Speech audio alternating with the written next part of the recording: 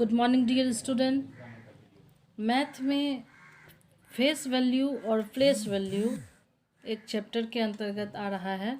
हम लोग आज देखेंगे कि प्लेस वैल्यू और फेस वैल्यू क्या होता है।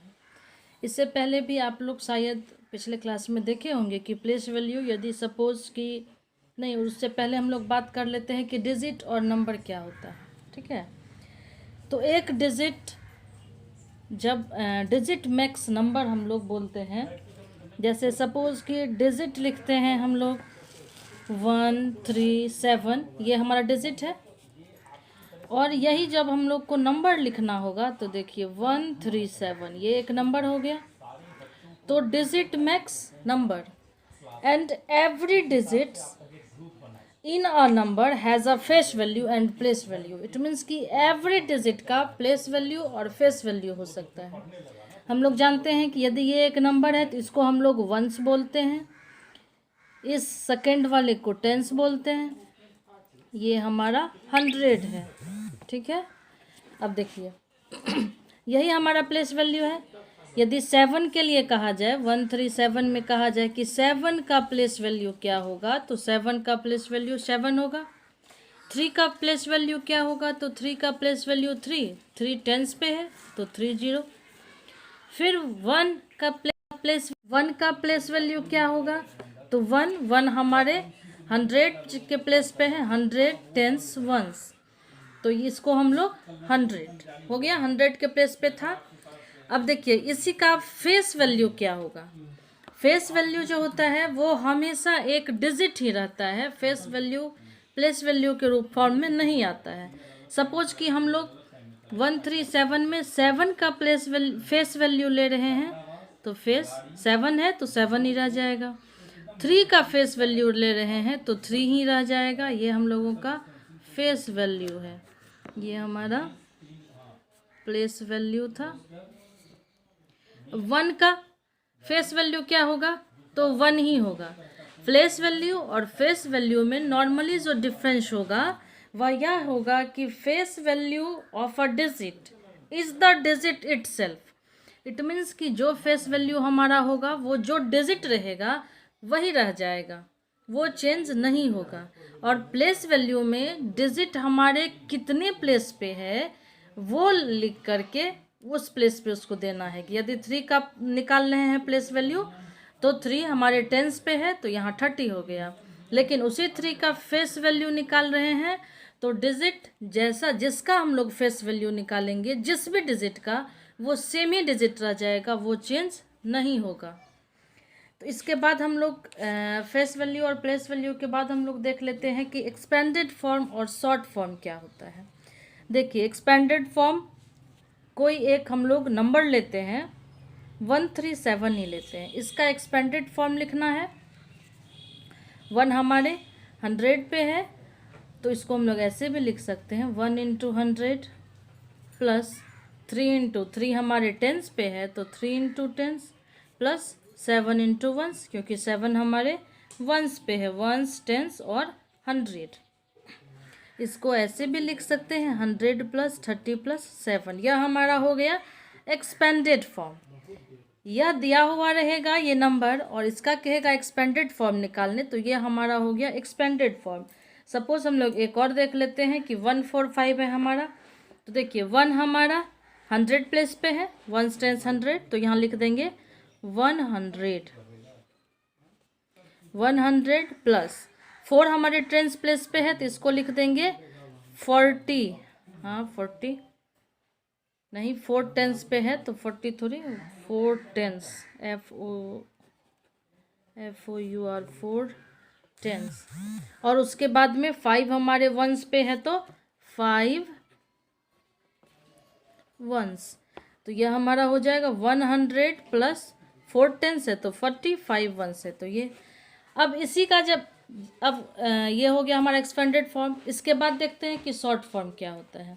तो शॉर्ट फॉर्म, ये नंबर दिया हुआ रहेगा इतना इजकल टू जो होगा 145 आ रहा है तो ये हमारा शॉर्ट फॉर्म हो जाएगा।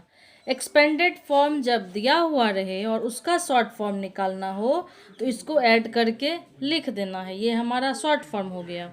और जब एक्सपेंडेड फॉर्म निकालना हो तो वो नंबर हमारे शॉर्ट फॉर्म में ही होगा, उसको हम लोग एक्सपेंडेड फॉर्म में लिख देंगे।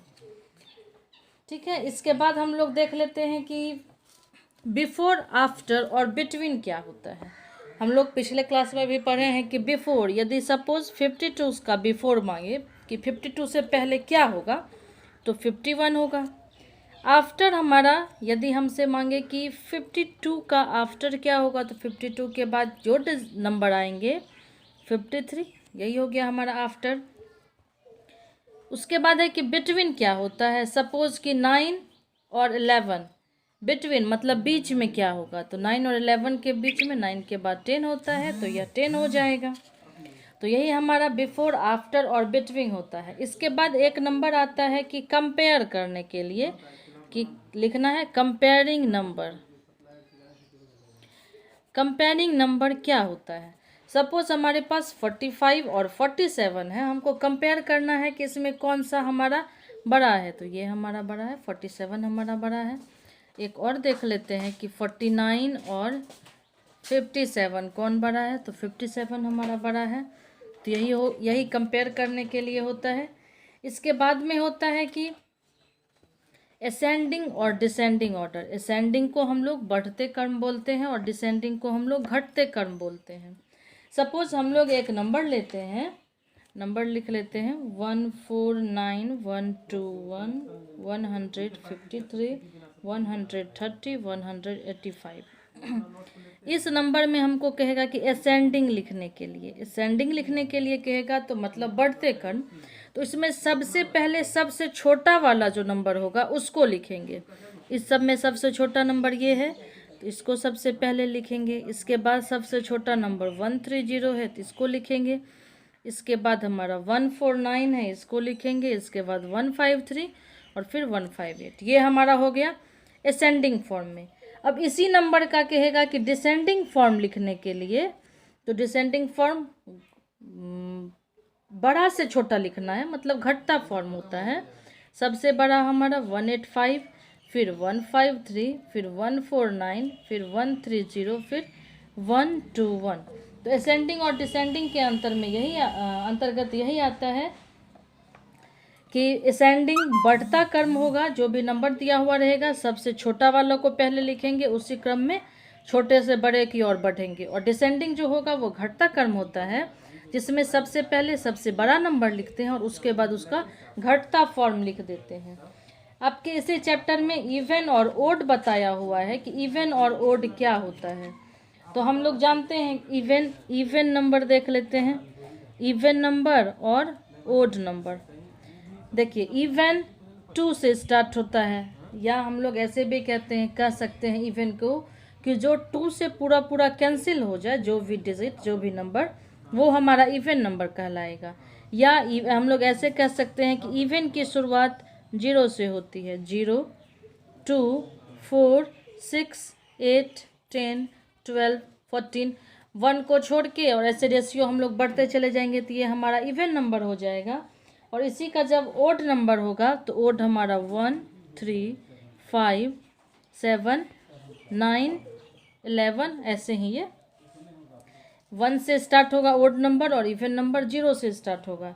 इवन नंबर के लिए हम लोग कह सकते हैं कि जो भी चीज़ हमें पेयर में दिखाई देती हो, एक बॉल रहेगा, यदि एक बॉल रहेगा 1 बॉल, तो इसको हम लोग क्या बोलेंगे, जो भी एक रहेगा वह हमारा ओड कहलाएगा, जो ओड नंबर में होगा। और जो हमारे पेयर में रहेगा, सपोज यदि 2 बॉल है, 4 बॉल है, जो भी पेयर में रहेंगे वो हमारा इवन होगा, और जो हमारे अनपेयर रहेंगे वो सारे हमारे ओड नंबर कहलाएंगे। तो इस चैप्टर में नॉर्मली इतनी सारी ही बातें हैं, इसी के आधार पे आपको ये चैप्टर बनाना है। आप इस वीडियो को देखेंगे और फिर 1 बाय 1 पेज बनाएंगे, आपको सभी यहाँ से मिल जाएगा कि क्या क्या आपके चैप्टर में दिया हुआ है, और आपको इसी के अंतर्गत पूरा चैप्टर बनाना है। Well, thank you.